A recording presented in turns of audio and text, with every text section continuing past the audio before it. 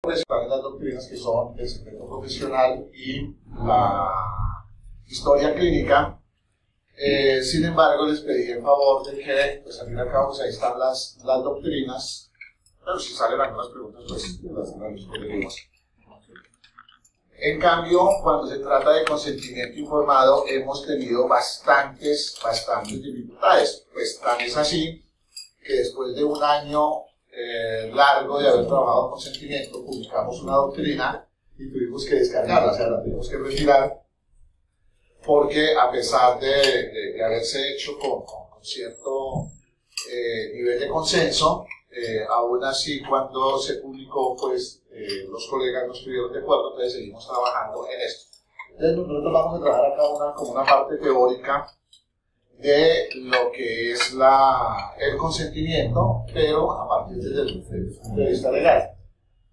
Pues los abogados tenemos una ventaja muy grande frente a, por ejemplo, ¿qué se me hizo? Frente a las discusiones.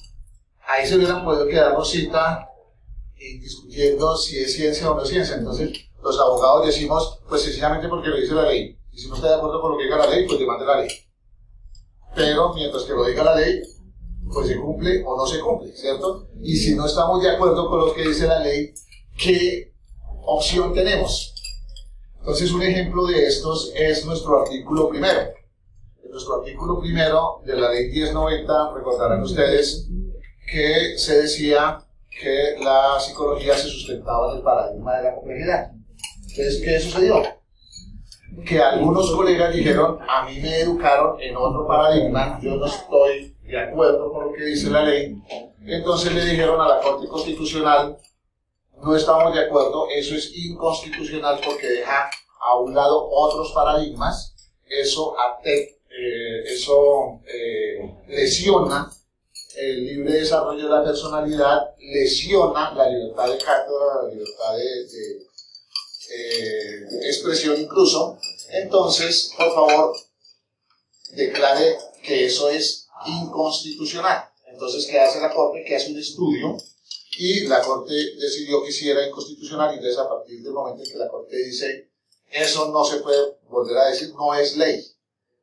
Entonces, lo que vamos a decir acá con respecto a algunas normas tienen esa característica, que lo dice la ley. Ahora bien, ¿por qué se despierta la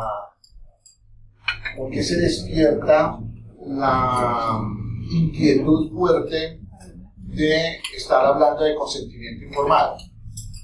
Esto tiene una historia bastante larga, pero podemos nosotros decir que aquí en Colombia se debe a que en el año 1991 Colombia empezó a trajinar por la senda que se conoce como Estado Social de Derecho. El Estado Social de Derecho descansa en una premisa fundamental, y es el concepto de la dignidad humana. O sea, a la persona humana no se le puede tener como un objeto, ni ser asumido como un objeto. Entonces, como la persona no puede ser asumido como un objeto, cualquier intervención que se haga con o en la persona tiene que tener el consentimiento de la persona. Entonces, a partir de ahí se ha venido trabajando. Hay toda una doctrina a nivel internacional muy grande, muy rica, bastante extensa. En Colombia la Corte Constitucional se ha dedicado a este tema en, por lo menos en este momento, 32 pronunciamientos. O sea que no ha sido un tema, sí, y pues que no, ha sido un tema bastante fuerte.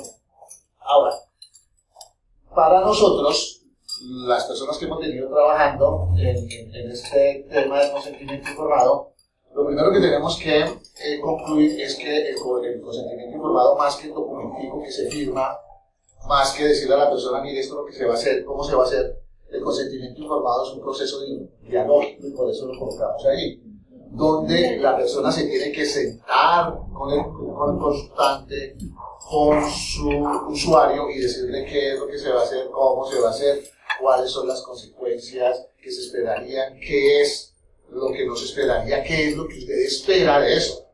Por ejemplo, utilizando el ejemplo de nuestro colega, una persona que haga que haga angiología, con los ángeles, ¿cierto? En el consentimiento tendrá que decirle a la persona con cuántos ángeles va a trabajar y qué tipo de ángel va a ser.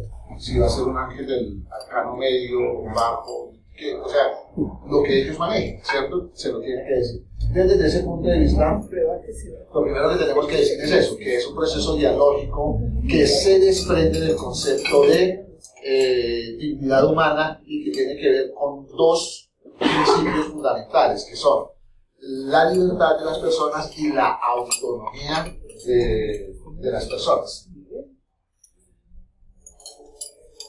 ¿De dónde emana para nosotros como psicólogos? Nosotros hemos comentado mucho con Gloria, con la persona que estaba aquí anteriormente, y nosotros decimos, si a nosotros nos hubieran aplicado el código deontológico, nos hubiera escuchado. Cuando salimos de la universidad, cuando empezamos a hacer clínica, algunos que hicimos, bueno, incursionamos en la praxis de la psicología. Yo no recuerdo, por lo menos hasta el año 96 que hice intervención, yo no recuerdo haber tenido un solo consentimiento y menos firmar un solo consentimiento.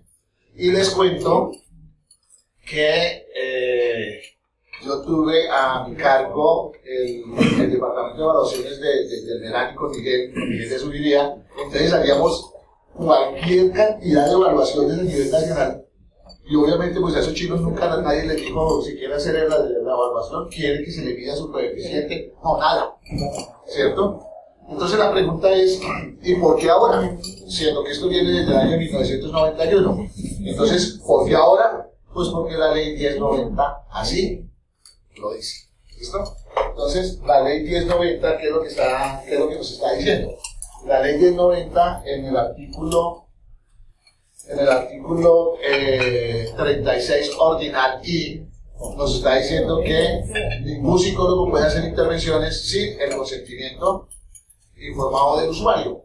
Y si es un menor de edad, entonces sin el consentimiento de su acudiente. Entonces, como esto tiene que ver con estos elementos, la autonomía, la libertad, la intimidad, el buen nombre, el libre desarrollo de la personalidad, el derecho de petición de información, etc., pues entonces uno dice, esto es como muy fuerte, como muy poderoso. De hecho, cuando nosotros trabajamos, yo empecé a trabajar secreto profesional hace más o menos unos 10 años, y se va uno metiendo con el cuento,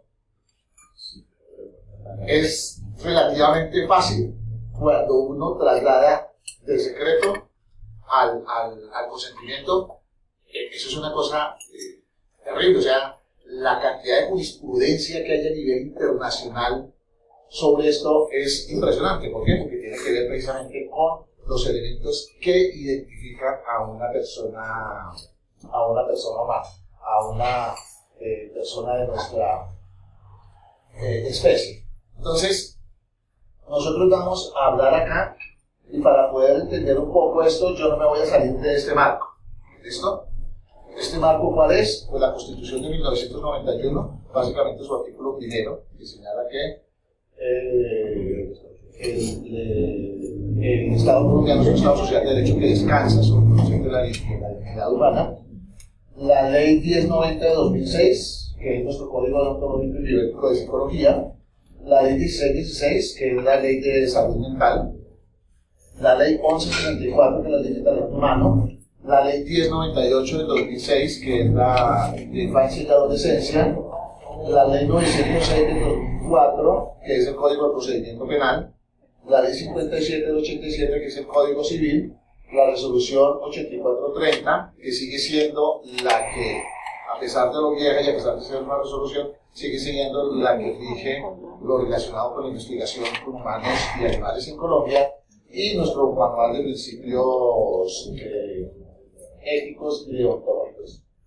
Entonces, El asunto es que nosotros, los psicólogos, no debiéramos de estar ajustándonos a los procedimientos nacionales e internacionales en cuanto a consentimiento a partir de la ley 1090 del 2006, sino que tendríamos que haberlo hecho desde antes, ¿cierto? Pero si uno mira la ley 58 del 83, no lo encuentra de manera explícita. Mientras lo encuentra de manera explícita cuando se habla de secreto, o sea, cuando se habla de secreto, dice se revelará solamente secreto con el consentimiento de la persona o con el del representante legal, cuando se menor de edad. Ahí aparece el concepto. Pero nosotros desde la ley 1090, que la doctora les acaba de dejar unos manualitos, la ley 1090 realmente se divide en 4 grandes apartados. Un apartado reglamenta la psicología en Colombia, el artículo 1 hasta el artículo 8, que es el que reglamenta la psicología en Colombia, no hay nada más. A partir del artículo 8, del artículo 9, 10 y 11, habla de los derechos y deberes de los psicólogos, y el artículo 12 habla de las funciones públicas. Y de ahí en adelante está el código deontológico y el tribunal. Entonces, en cuenta que realmente normas que regulen la psicología en Colombia, como tal, son solamente estos 7 artículos nomás. Lo demás hace parte del código. Ahora bien, nuestro código deontológico pues es una ley de la República de obligatorio cumplimiento, que es muy bueno por eso, pero que es malo en la medida en que maniata, en que no permite sino circunscribirse a esa situación. Entonces, cuando empezamos a hablar acá nosotros del código nuestro que nace en el 2006 como entidad jurídica, donde encontramos ya el tema del consentimiento. Lo encontramos en el artículo 2, ordinal 5, cuando se habla de la confidencialidad, y se dice que se revelará tal información a los demás solo con el consentimiento de la persona o de su representante legal. Entonces, ahí ya empezamos a hablar de consentimiento. El artículo 25. Entonces, en el artículo 25, lo que estamos diciendo es que la información obtenida por el profesional, solo cuando se trata de niños que no se pueda dar su consentimiento informado. Entonces, volvemos a encontrar el concepto de consentimiento. O sea, vemos que nuestra ley fue de alguna manera muy enfática al señalarlo. Luego sí aparece el artículo 31 para la presencia manifiesta o reservada de terceras personas innecesarias para el acto profesional, tales como alumnos en práctica o profesionales en formación, se requiere el previo consentimiento del usuario. Pues yo no sé, ustedes son bastante jóvenes, seguramente no tuvieron la formación que yo tuve, pero yo recuerdo que por allá en la Universidad Nacional, cuando estábamos en la Cámara de Gesell, no cogía el chino que hay de la señora que vendía los dulces allá frente de la facultad, y decía, préstame el chino, y uno iba y le aplicaba el whiz, y allá todo el mundo estaba mirando. O sea, y lo sometíamos a observación, y nadie estaba mirando. Todo el mundo estaba mirando, todos estábamos allá detrás de la cámara mirando, y al arquitecto no se le decía, y menos a la mamá se le decía que había observación. En el servicio de atención psicológica de la Universidad Nacional, tampoco recuerdo que nosotros utilizáramos el consentimiento para la presencia de los estudiantes. Y ya aparece el artículo 36, que es categórico: no practicar intervenciones sin consentimiento autorizado del usuario o en casos de menores de edad o dependientes del consentimiento del accediente. Aquí dice, léase representante legal. Entonces, dos cosas rápidamente acá. Lo primero es que ya está claro, no se puede hacer ninguna intervención. Entonces ahí fue cuando empezamos a tener el problema, porque nos decían, y la intervención en psicología educativa, si llevamos al niño porque lo llevamos al psicólogo porque no está rindiendo, entonces tenemos que decirle al papá. Entonces decíamos, sí, claro. Pero en la psicología organizacional, cuando yo estoy haciendo observación para determinar de pronto alguna cosa, ¿hay que hacerlo? También hay que hacerlo. Pero que en el deporte, y entonces nos empezamos a dar cuenta con unos colegas trabajando algunos de ustedes colaboraron en ese trabajo, nos dimos cuenta que no solamente no hacíamos el consentimiento, sino que estábamos siendo atrevidos. O sea, lo que nos contaba, ¿cómo se llama la colega de psicología del consumidor? Marisa, ella nos decía antes, decía, no, es que lo que se hace en psicología del consumidor es tenaz, y entonces después nos decía Clara, no, pero lo que nosotros estamos haciendo en psicología deportiva es tenaz porque traemos a los chinos y ni siquiera estamos preguntando a los papás si quieren que traigamos a los chinos o no. Entonces nos empezamos a dar cuenta que desde nuestra propia práctica estábamos haciendo cosas que nos podrían llevar a sanción. Ahora nos pasamos a la ley 1616, el artículo 6 de la ley 1616, que es el que establece los derechos de los pacientes en esta área. Dice en el numeral 2, dice que es un derecho a recibir información clara, oportuna, veraz, completa, etc. Es decir, ahí ya está claro que es un derecho de la persona. Entonces, cuando estamos hablando nosotros de consentimiento informado, estamos diciendo que es un derecho de la persona. La persona va al servicio, el primer derecho que le nace es ser informado de qué se va a hacer y cómo se va a hacer. Y más adelante, en este mismo artículo, en los numerales 13 y 14, dice que es un derecho de la persona a exigir que sea tenido en cuenta el consentimiento informado para recibir el tratamiento. O sea que ya no solamente la ley 1090, sino que si nosotros hacemos cualquier intervención y nos consideramos profesionales del área de la salud mental, este artículo original 13 nos obliga. Y el 14, el derecho a no ser sometido a ensayos clínicos ni a tratamientos experimentales. Entonces, como podemos ver, tenemos la Constitución Nacional, que nos está diciendo que nos basamos en el concepto de dignidad humana. Tenemos una serie de artículos del código nuestro que nos obligan a nosotros de la ley 1098, perdón, de la ley 1090. Tenemos la 1616, la 1616 y que nos está obligando. Ahora bien, una de las cosas es, un colega se puede defender hoy diciendo que no conocía la norma. Pues, desafortunadamente, este es un axioma que se aplica en el derecho, según el cual el desconocimiento de la norma no nos exime a nosotros de la responsabilidad y, por lo tanto, no nos exime de la sanción. O sea, el que no lo conozcamos. Sin embargo, teniendo en cuenta que la ley 1090 del 2006 tiene en este momento ya 8 años de vigencia, pues ya ninguno de nosotros puede salir con el cuento de que no conoce la norma. Resulta que cuando las normas no son claras, los abogados tenemos que utilizar algunos mecanismos para que nos ayuden a interpretar las normas. Yo recuerdo que les decía que el artículo 36 ordinal I dice que no se puede hacer intervención sin el consentimiento de la persona y tratándose de menores de edad sin el consentimiento del acudiente. Pero entre paréntesis colocamos el representante legal. Entonces alguien diría, a ver, claro, pero si la norma está diciendo que es el acudiente y el acudiente es la señora que maneja la ruta, es la que por lo general va y llega el chino allá en el colegio, pues entonces haríamos intervención con esa señora y no habría ningún problema. No.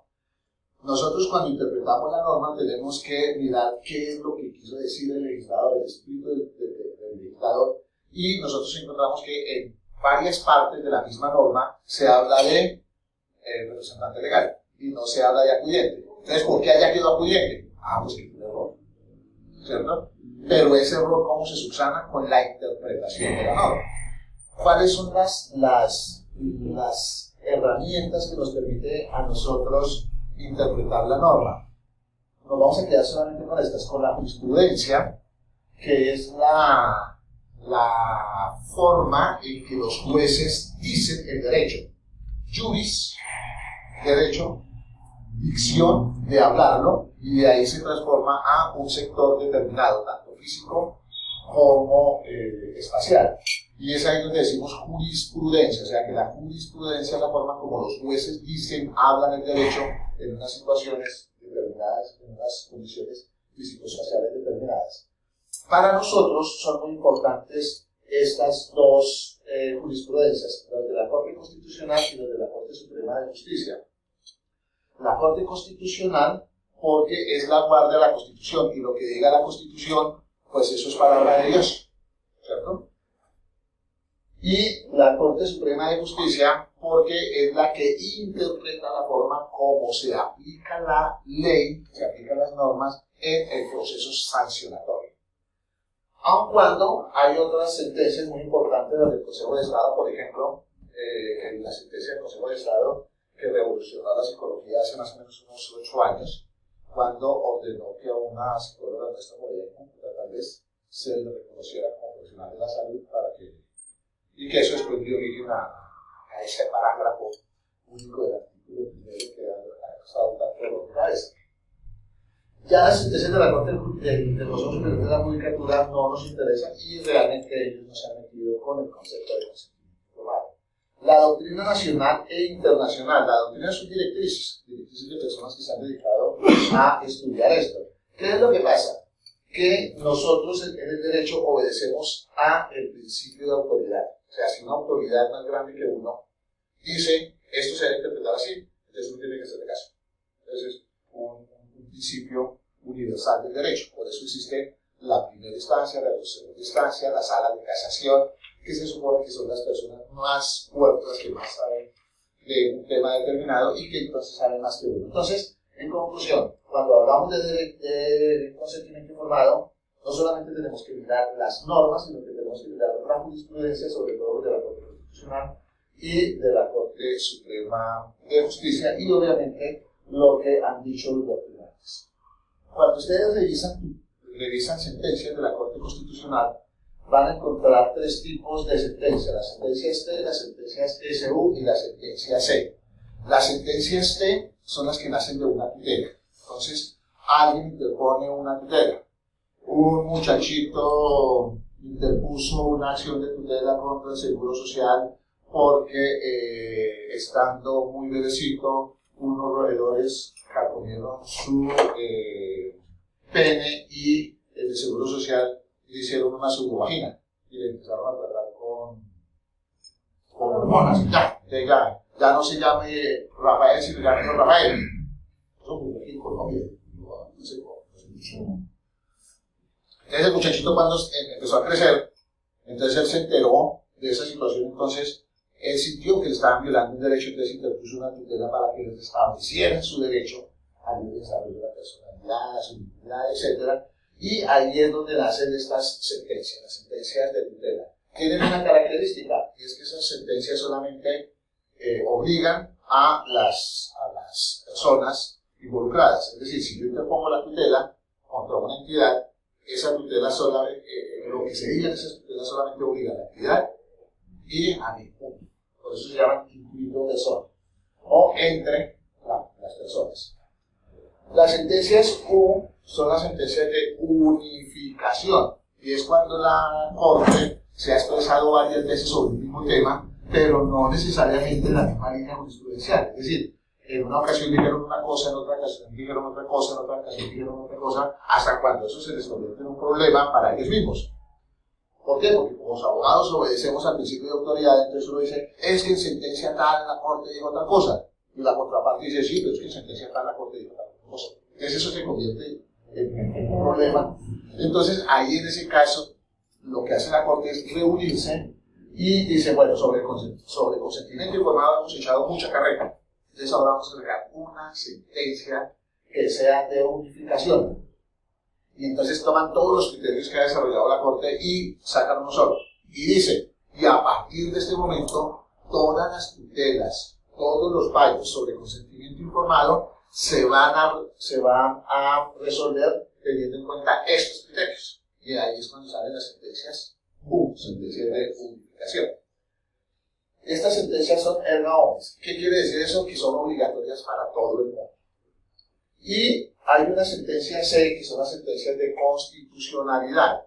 ¿Esas sentencias de dónde nacen? Esas sentencias nacen de una persona que considera que una ley está vulnerando un derecho fundamental o que una ley es contraria a la Constitución, y entonces demanda la ley. Y la Corte se pronuncia a partir de este tipo de sentencias. Por ejemplo, una muy interesante sentencia 525, 2005, si mi memoria no me falla, que unificó la edad tanto de niños como de niñas para la toma de ciertas decisiones. El artículo 34 del Código Civil le daba una diferencia de 2 años a las niñas. Entonces las niñas como que se volvían más maduras a los 12 años y los niños a los 14 años.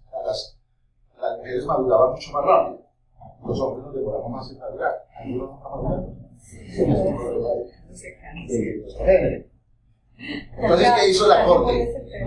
¿Qué hizo la Corte? La Corte, alguien demandó y dijo, no, mire, esto que hay 2 años de diferencia entre niños y niñas, porque a las niñas se les exigía responsabilidad a partir de los 12 años y a los muchachos se les exigía responsabilidad a partir de los 14 años. Entonces, ¿qué dijo alguien? Alguien dijo, aquí no se está poniendo un rasero, no se está midiendo tanto a las niñas como a los niños, por lo tanto, aquí se está atentando contra la igualdad de las personas. Entonces nace una sentencia.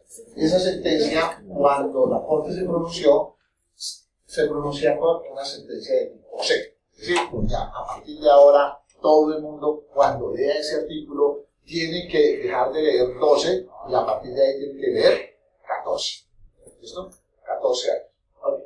Sentencias. Y cuando estamos entonces hablando de consentimiento, como la cuestión no es tan sencilla, entonces nos tenemos que ir a la Corte, a ver qué es lo que ha hecho la Corte. Estas son algunas de las sentencias que hemos trabajado y que las traigo aquí como colación, como muestra. Tenemos sentencias T, que nacen de tutela, tenemos sentencias C, que nacen de normas demandadas, tenemos sentencias U o SU, son sentencias de unificación. Pero esto también es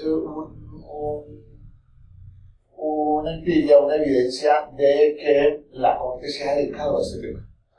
La Corte le ha dedicado harto tiempo al tema del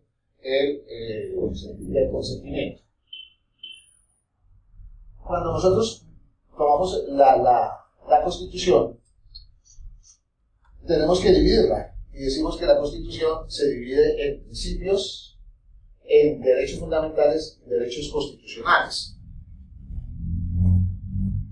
¿Qué serán los principios? Los principios están entre el preámbulo y el artículo 11, del artículo 10, perdón. Lo que está sentando son los principios básicos generales sobre los cuales se erige el Estado colombiano. Y dentro de esos principios, insisto con esto, el principio de la dignidad humana, de la dignidad humana. Los derechos fundamentales, artículo 11 al 41, el profesor Ramiro Bejarano dice que ahí no están todos los que son, ni son todos los que están. Tiene razón en algunas de sus apreciaciones. Sin embargo, a nosotros como psicólogos nos interesaría saber cuáles serían esos principios fundamentales. Es que los derechos fundamentales son aquellos que atentan contra la dignidad de las personas. Y si atenta contra la dignidad de la persona, de inmediato tiene que ser restablecido. Es decir, si alguien pierde ese derecho, inmediatamente tiene que estar restablecido. Si nosotros nos devolviéramos, no nos vamos a devolver porque nos devolvamos, vamos a encontrar muchas sentencias T. Es decir, donde se considera que se ha violado mucho ese derecho de las personas a que se les pida su consentimiento antes de los procedimientos. Y luego vienen los derechos constitucionales, que son todos los demás derechos que están en la Constitución. Pero como les decía, los derechos fundamentales del artículo 11 al 41 no son todos los que son, ni están todos, etc.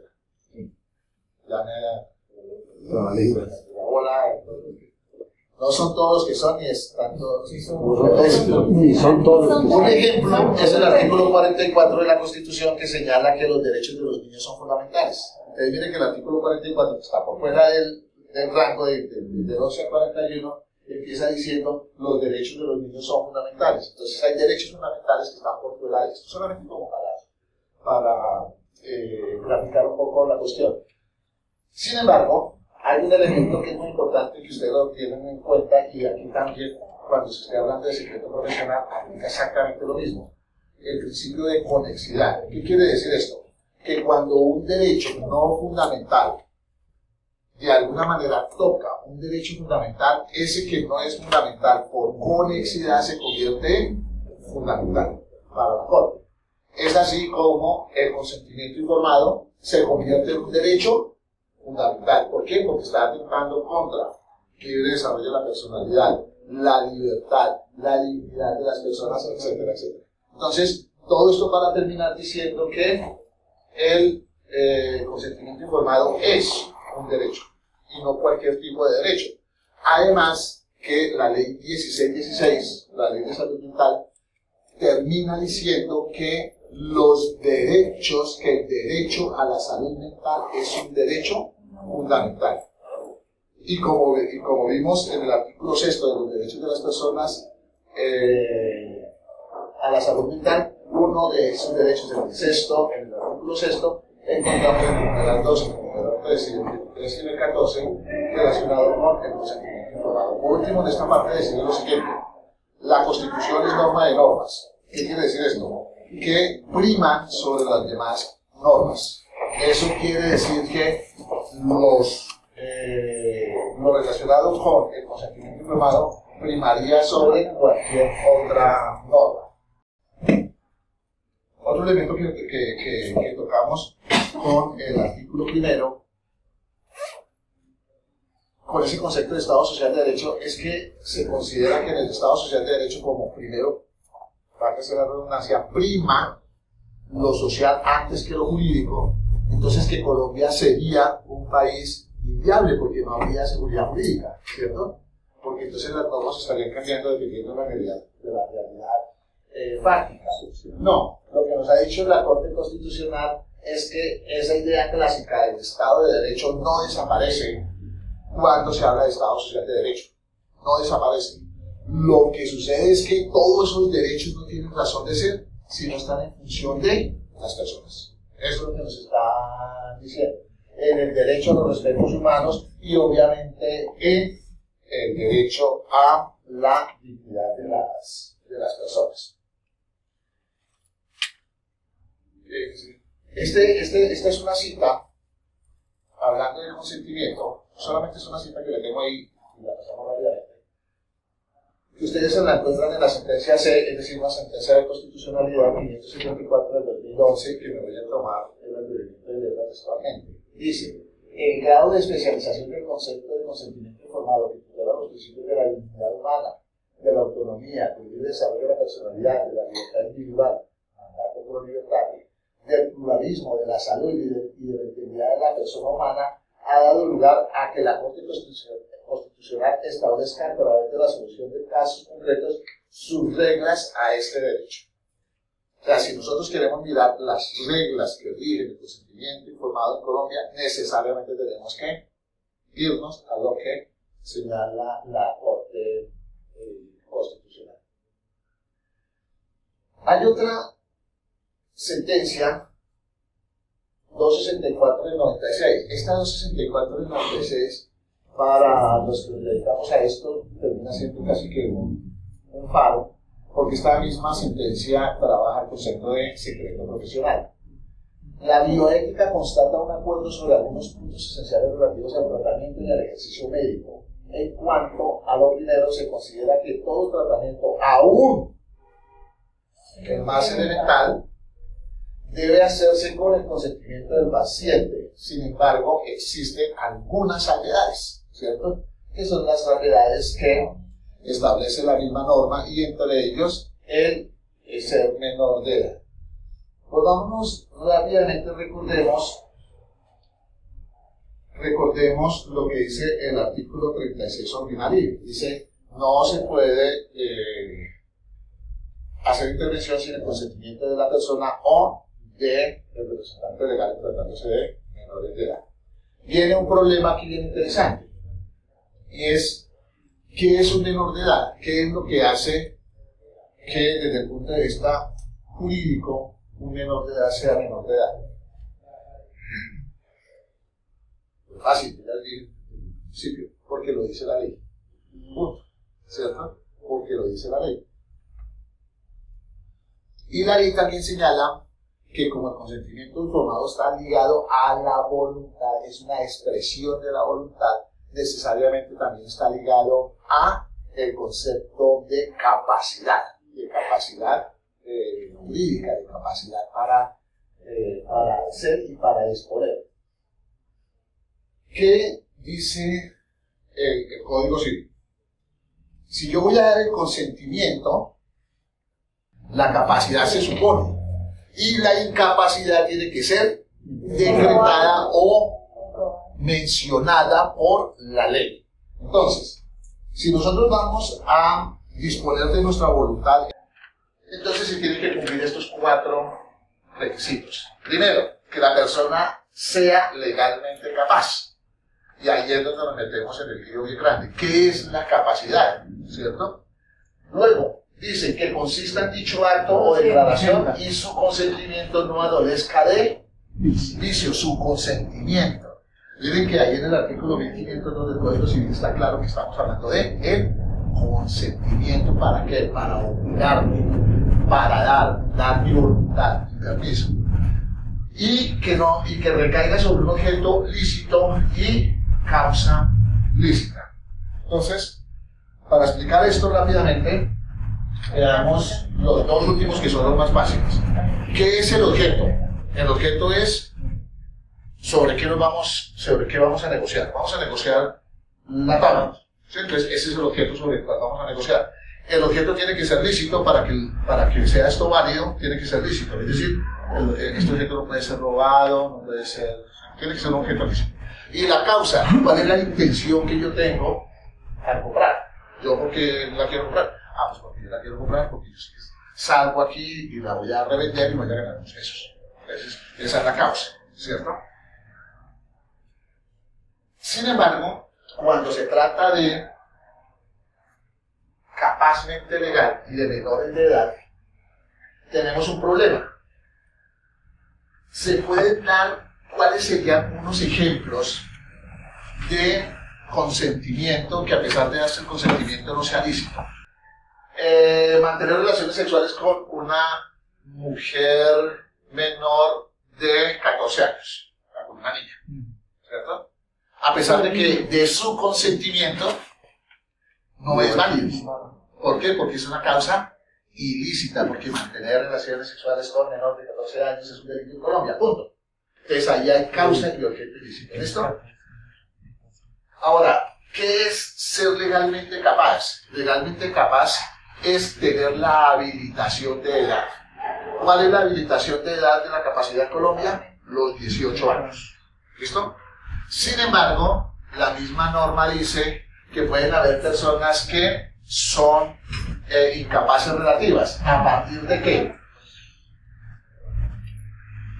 De el artículo 1504, que dice que son absolutamente incapaces los dementes, los impuros y los sordomudos que no se puedan dar a entender.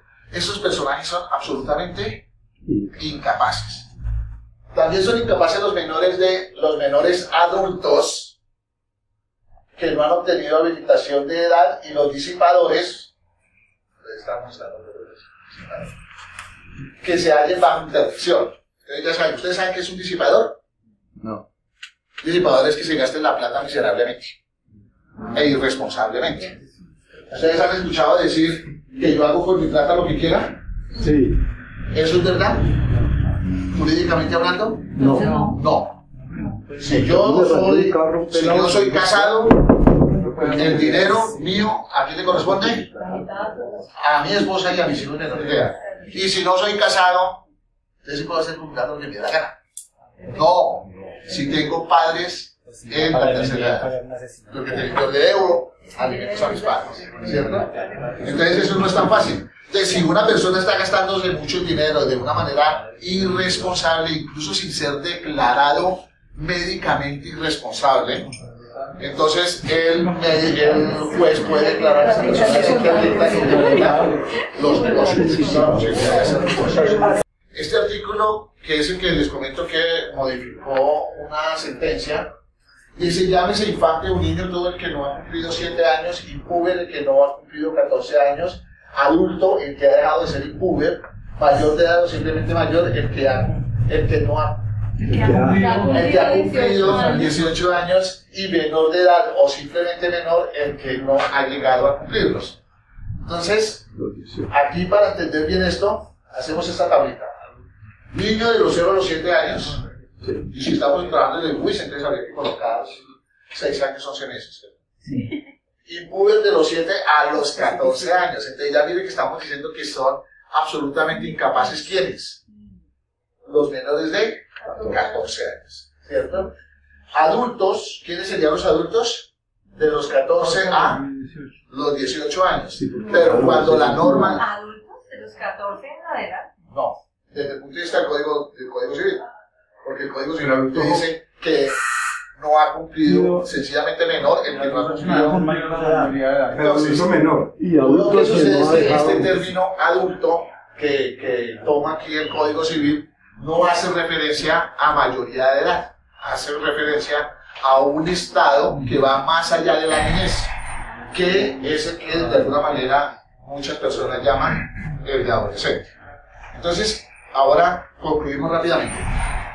En tratándose de menores de edad, ¿los menores de edad pueden dar su consentimiento? La respuesta sería no, ¿cierto?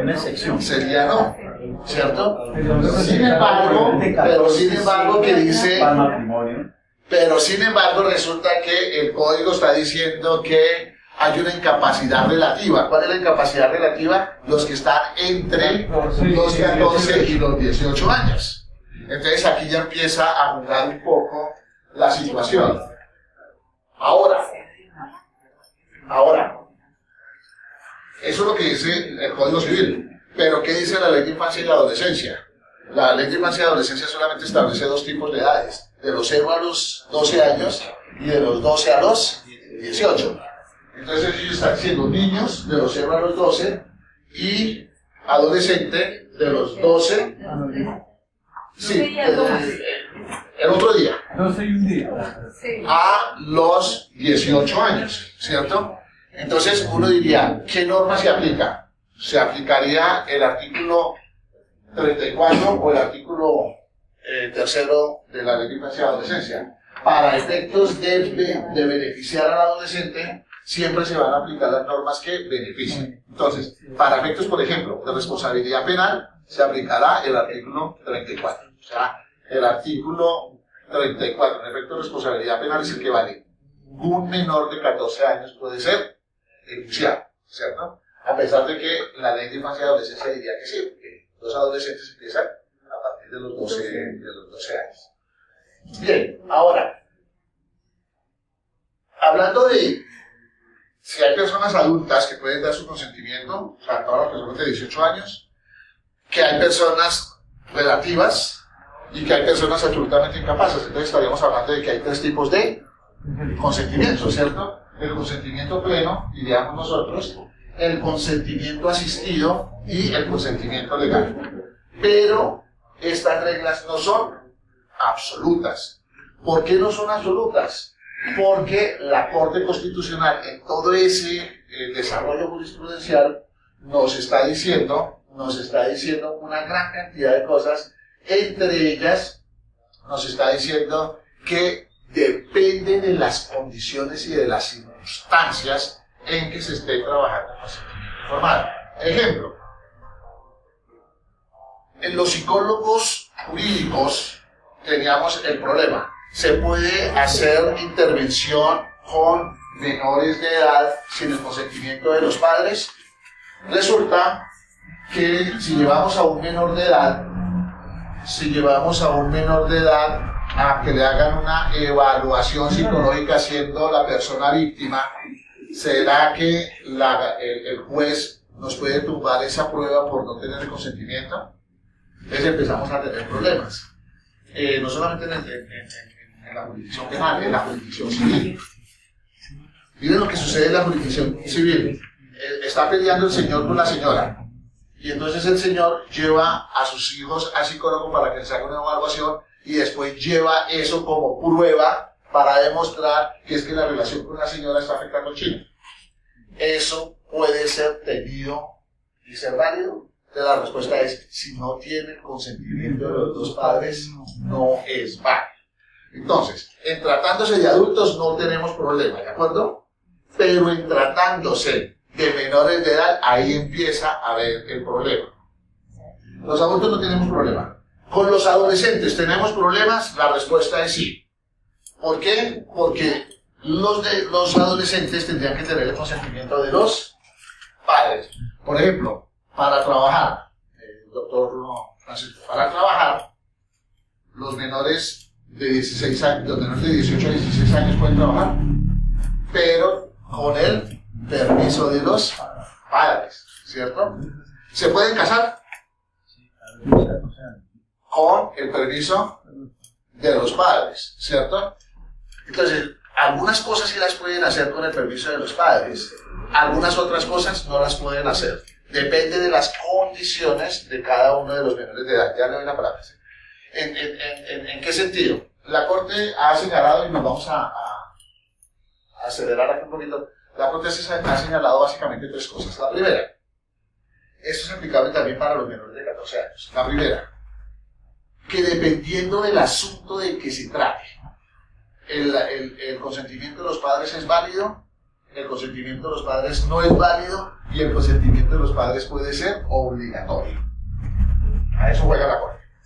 ¿En qué momento el consentimiento de los padres no es válido? Cuando la Corte le está diciendo a los papás, es que los hijos son suyos, pero ustedes no son los dueños.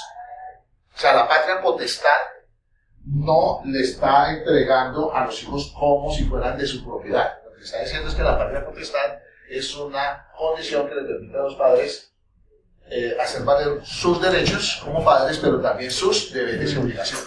¿Listo? Entonces, si un padre que tiene un rayón así bien grande, eso no sucede en Colombia, esto sucede en otros países, un padre que le quiere dar a su hija de 15 años como regalo unas ceros de silicona, ¿lo puede hacer?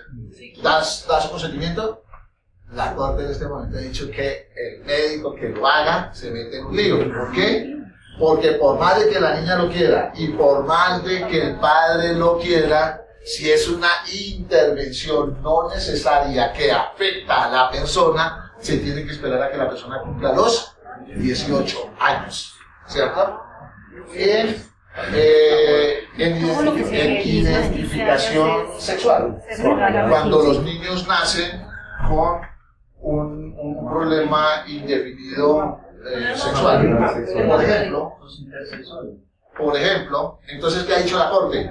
No, señor, no se puede hacer intervención. Punto. ¿Qué hay que esperar? A que haya una definición. A que haya una definición natural. Eso es lo que ha dicho la Corte. Que haya una, claro, porque está afectando el libre desarrollo de la personalidad, está afectando una gran cantidad de cosas. ¿Listo?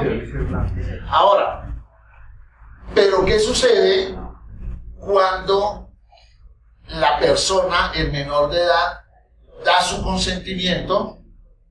Perdón, el menor de edad no quiere dar su consentimiento para una situación que es trascendental para su vida. Por ejemplo, un joven de 16 años había necesidad de hacerle una transfusión sanguínea, pero por sus creencias religiosas, el muchacho dijo, no me la hago. Que si usted no se hace la transfusión se muere. Pues si esa es la voluntad de Dios, pues que sea así. ¿Listo? Entonces, ¿qué pasó? Que la Corte en ese caso decidió que el consentimiento del muchacho no era válido. Y que era válido el consentimiento de los padres. Ahora bien, en la psicología jurídica, sobre todo en la psicología forense, se presentan estos problemas. ¿Qué sucede si un niño tiene que ser evaluado, pero uno de los padres no da consentimiento porque tiene un interés en la causa? ¿Cierto? Entonces la Corte ha dicho dos cosas. Una, que recordemos el interés superior del niño. Entonces dice, se tiene que estar pensando que toda decisión que tome cualquier persona con respecto a los niños tiene que estar privilegiando su beneficio. Su beneficio a partir de esos dos elementos éticos que seguramente Gloria también tocó inicialmente. Mal menor y beneficencia. Entonces está diciendo, si en una situación particular el muchacho tiene que ser evaluado, pero su papá no va a dar el consentimiento porque seguramente tiene un interés negativo para darlo, pues sencillamente el operador tiene que tomar la decisión de hacerlo, hacer la evaluación, porque esto es lo que más beneficiaría al muchacho. ¿Listo? Eso en cuanto a la psicología jurídica, que es donde más hemos tenido problemas. Entonces, para finalizar, porque se hizo demasiado tarde, para finalizar, ya discutimos todo esto. Para finalizar, vamos a decir lo siguiente: ¿el consentimiento es obligatorio para todas las áreas de la psicología? La respuesta es sí. ¿Listo? ¿El consentimiento tiene que tener unos requisitos mínimos? La respuesta es sí.